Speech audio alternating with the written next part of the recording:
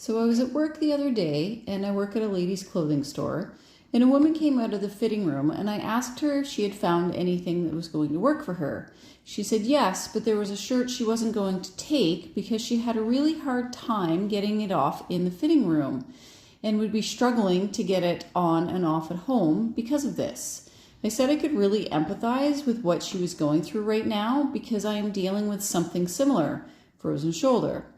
I explained all the things I can and can't do because of this, and at the end of our conversation, she actually thanked me because she thought she was the only one out there with this, and I told her absolutely not. She is not the only one out there, and she isn't alone.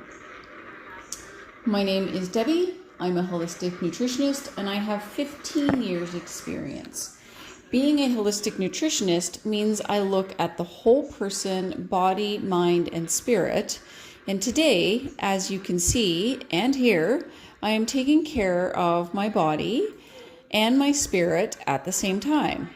I am walking on beautiful Long Beach in Tofino, British Columbia, while my husband and son are surfing. And I would love to be out there in the water surfing with them, but I am unfortunately dealing with frozen shoulder right now. And what that means for me is that my range of motion is actually limited in my shoulder. I can only lift my arm up so high, and I can't lift anything heavy, maybe 5 pounds. I have to think about how I am putting my clothes off and on. And what frozen shoulder is medically called is adhesive capsulitis. So that basically means the shoulder is frozen in place, which means that it adheres to itself and it can't move. And as you know, your shoulder is a ball and socket joint, and it kind of does this motion. Mine doesn't right now. So I'm doing physiotherapy, chiropractic, massage therapy, because those 3 therapies I find are what is working for me right now. They are helping me work through the pain because there are 3 stages to frozen shoulder. The first is the freezing stage, where your range of motion slowly gets worse and worse and worse. The second is frozen, and then there's the thawing. And my therapists are telling me I'm still in the freezing stage because I still have pain. And it's when I'm completely out of pain that I will go in the frozen stage. And then I will go into the thawing stage. The shitty part about frozen shoulder is that it can take anywhere from 1 to 3 years to go from injury or onset to being completely healed. So I'm sitting at about 6-7 months now. So for me, my story happened when I was doing yoga and I slipped on my mat and I landed on my arm. And my arm pain went away after a few days. So I thought, okay, I am in the clear. But then I noticed I was having some issues with some range of motion.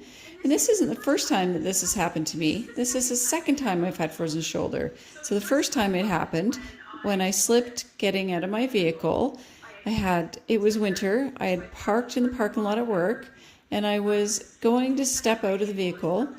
I was parked in snow, and when I slipped out, I didn't realize that I was standing on ice, and my feet literally went out from under me, and I landed on my ass. I wrenched my shoulder backwards.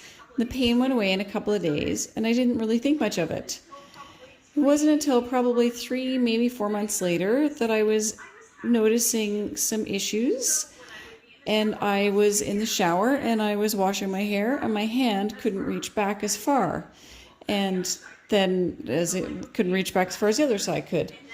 And then I started noticing the pain in the shoulder, and then I was having difficulty putting on clothing, so shirts specifically.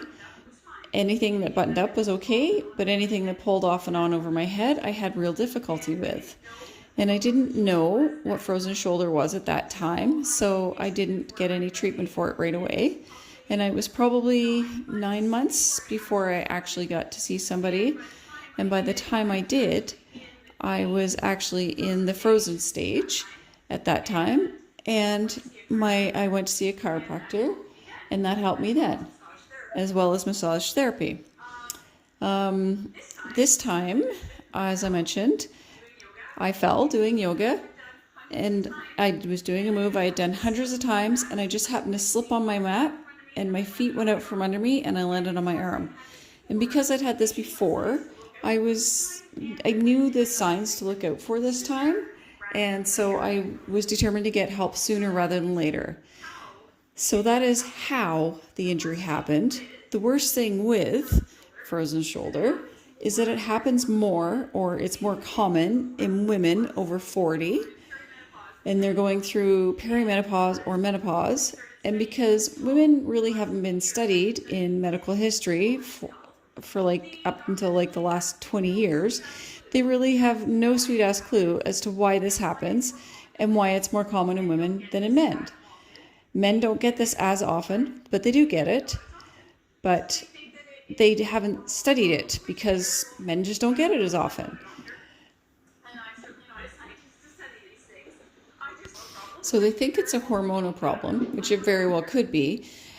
But I don't know, because I'm not a doctor, and I'm certainly not a scientist. So I just do what my therapists tell me. So this is kind of the shitty part about it, because we, and the doctors, they haven't really studied it, so they don't know why it happens.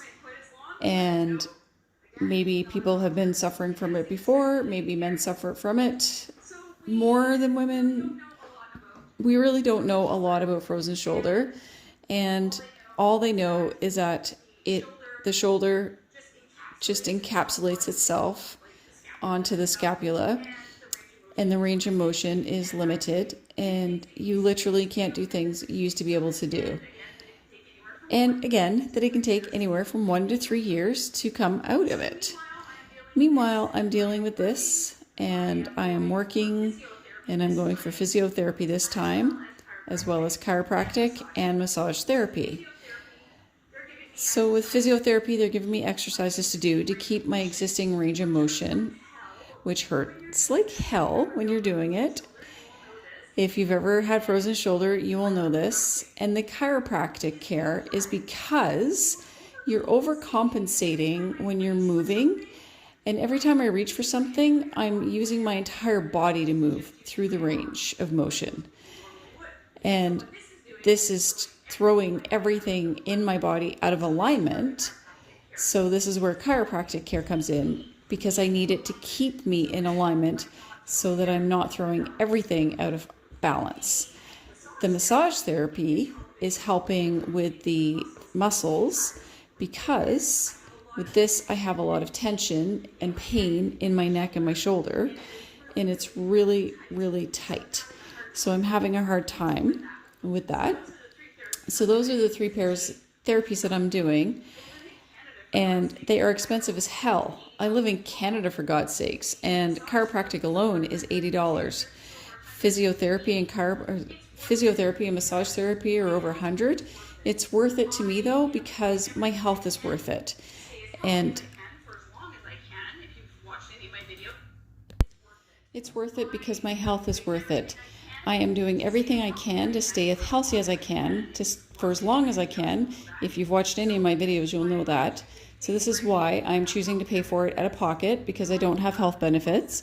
But even if I did, most of them only cover like $500 a year for alternative therapies.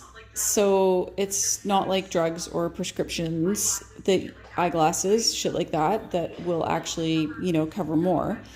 So it's only $500 a year, which at $80 a pop or over $100 a pop gives you like maybe 4 therapies covered throughout the whole year. And it's easier just to pay it out of pocket rather than paying the premiums for it, so that I can get it for free. That's my little bit of a rant. And what else am I doing other than that? I am also eating as much anti-inflammatory foods as I possibly can. So my dark green leafy vegetables, I'm putting more turmeric and with pepper in my foods, because turmeric is an amazing anti-inflammatory. I'm eating my ginger, I'm eating my herbs, and I'm eating all of those for the anti-inflammatory properties.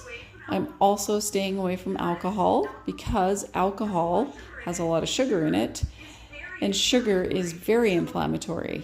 And so I'm avoiding those things. I'm also avoiding mostly ultra processed foods. I don't eat a lot of ultra processed foods anyway. My guilty pleasure is, and probably always will be, is potato chips.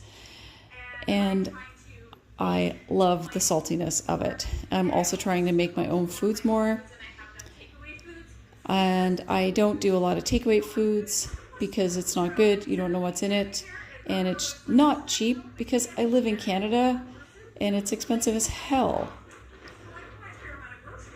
I buy the odd box and I'm getting a fair amount of groceries in it for the $20 box that I'm doing because it's helping save money on groceries. I'm drinking my water and I'm also in nature here. So I'm just I'm on the beach and watching these people surf, and it's good for my mental health. And I am lucky to live in Canada because this is one of those areas that I have ocean and trees on one side. And these are both helping to reduce my stress and help calm my nervous system. I get on my yoga mat, even if I'm only doing 5 minutes, because that's helpful to me.